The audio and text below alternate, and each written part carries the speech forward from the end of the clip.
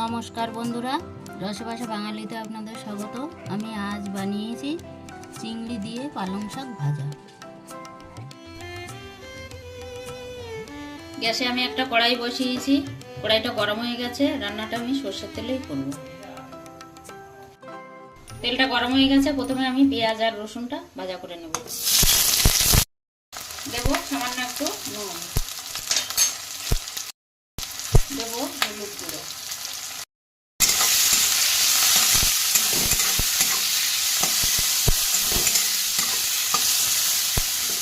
পেঁয়াজটা ভাজা করে আমি তুলে নেব।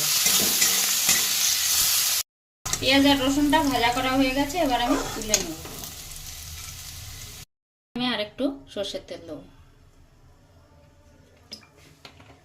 দেবো দুটো শুকনো লঙ্কা, দেবো অল্প কালো জিরা। ফোড়নটা রেডি হয়ে গেছে, এবার দেবো চিংড়িটা, পরিমাণ মতো হলুদ গুঁড়ো। ভাজা ভাজা হয়ে গেছে, এবার দেবো কেটে রাখা পালং শাক।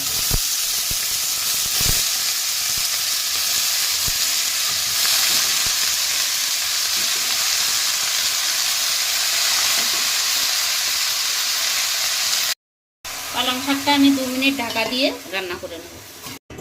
2 মিনিট হয়ে গেছে, আমি ঢাকনাটা খুলবো। দেখুন বন্ধুরা, পালং শাকটা কিন্তু অনেকটা কমে গেছে।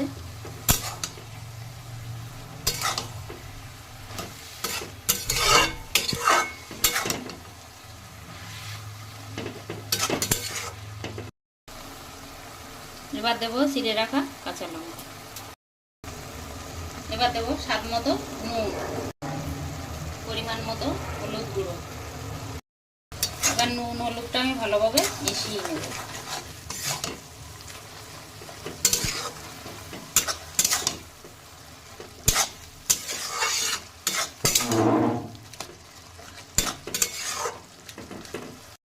এবার আমি 5 মিনিট ঢাকা দিয়ে রান্না করে নেব। 5 মিনিট হয়ে গেছে, আমি ঢাকনাটা খুলবো। শাক ভাজাটা কিন্তু অনেকটা হয়ে গেছে। এবার আমি ভেজে রাখা পেঁয়াজ আর রসুনটা দিয়ে দেবো।